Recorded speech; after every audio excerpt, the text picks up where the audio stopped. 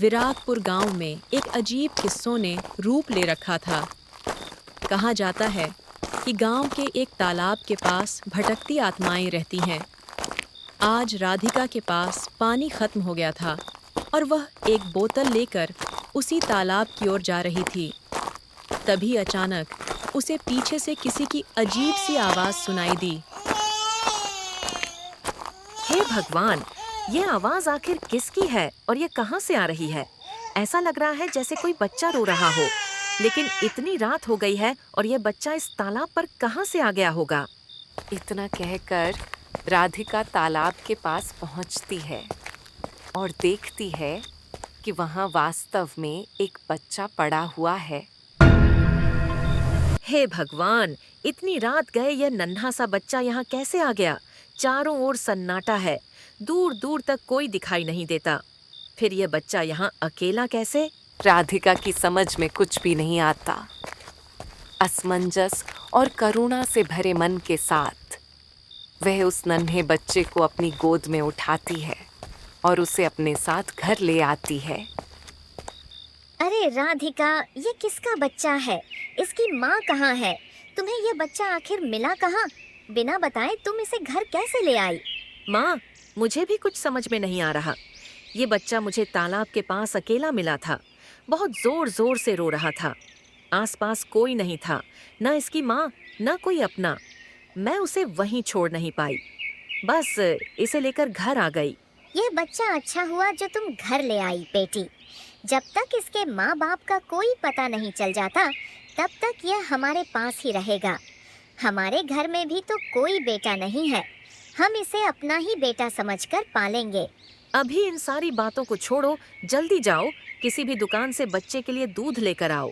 मुझे लग रहा है यह बहुत भूखा है, शायद इसी वजह से इतना रो रहा है।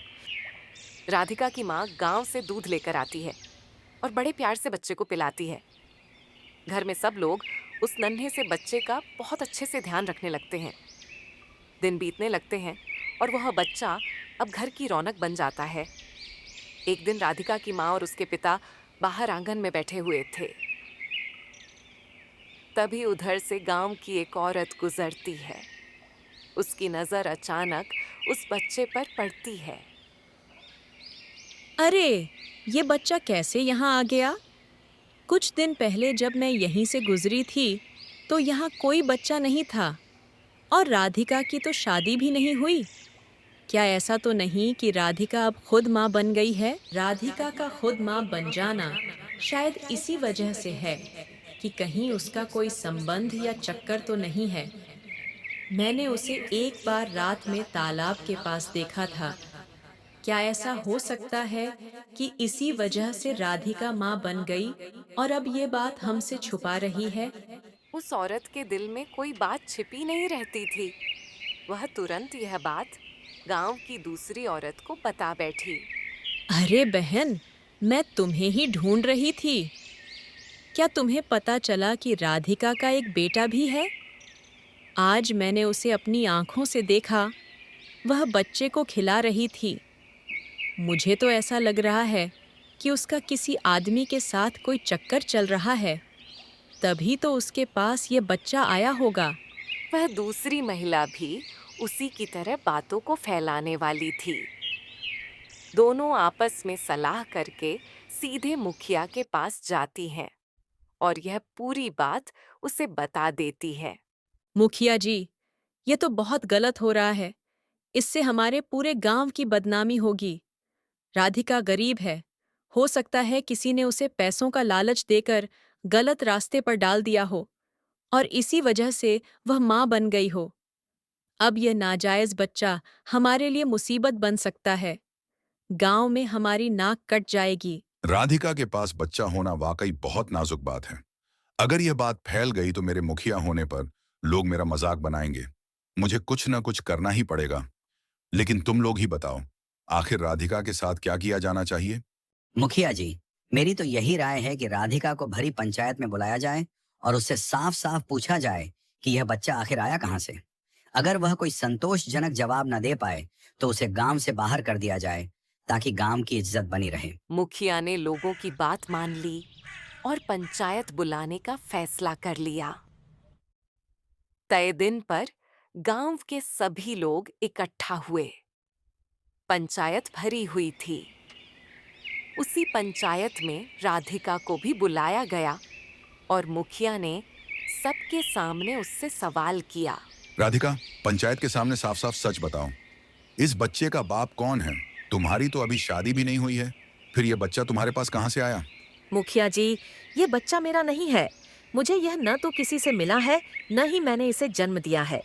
जिस दिन यह सब हुआ, मैं शाम को पानी भरने के लिए नदी के किनारे तालाब के पास गई थी। तभी मुझे अचानक बच्चे के रोने की आवाज़ सुनाई दी। मैं घबरा गई और इधर उधर देखा, लेकिन वहाँ कोई नहीं था। अंधेरा था, चारों तरफ सन्नाटा। बस यह नन्हा सा बच्चा अकेला पड़ा रो रहा था। मैंने बहुत देर तक इंतजार किया, सोचा शायद इसकी माँ आ जाए, लेकिन कोई नहीं आया। राधिका, तुम सच नहीं बोल रही हो। लगता है तुम अपने पाप छुपा रही हो। अगर सब कुछ साफ होता तो तुम्हें डरने की जरूरत नहीं पड़ती। पंचायत को गुमराह करने की कोशिश मत करो। मुखिया जी, भगवान की कसम, ये बच्चा मेरा नहीं है। मैं गरीब हूँ, अकेली हूँ, पर इतनी गिर नहीं सकती कि झूठ बोलूं। अगर यह मेरा होता तो मैं सच स्वीकार कर लेती। उस रात मैं बस पानी भरने गई थी। मुझे नहीं पता यह बच्चा किसका है, न यह कि इसके माँ बाप कौन है। मैंने तो बस एक रोते हुए मासूम को अकेला देखा और उसे मरने के लिए छोड़ नहीं पाई।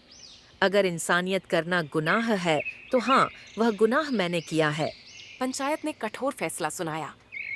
मुखिया के आदेश पर राधिका को गांव से निकाल दिया गया। किसी ने उसकी बात पर यकीन नहीं किया, न उसकी बेगुनाही पर, न उस मासूम बच्चे पर। भारी मन और आंसू भरी आंखों के साथ राधिका ने बच्चे को सीने से लगाया और गांव की चौखट लांघते हुए चुपचाप बाहर निकल गई। उसका मन सवालों से भरा हुआ था। वह सोचने लगती है कि उसने आखिर ऐसा कौन सा गलत काम कर दिया जिसकी सजा उसे गांव से निकाले जाने के रूप में मिली। उसने तो सिर्फ एक रोते हुए बेसहारा बच्चे पर तरस खाया था। उसने तो बस इंसानियत निभाई थी। उसी क्षण बच्चे के रोने की आवाज उस गांव की रानी के कानों तक पहुंचती है। वह चौंक उठती है, ठिठक कर रुकती है और ध्यान से उस आवाज की दिशा में देखने लगती है। अगर आपको इस कहानी का सेकंड पार्ट देखना है तो कमेंट में जरूर बताइए। वीडियो को लाइक करें और चैनल को सब्सक्राइब करना न भूलें। आपका एक लाइक और सब्सक्राइब हमें आगे ऐसी ही और कहानियाँ लाने के लिए हौसला देता है। Folded hands emoji.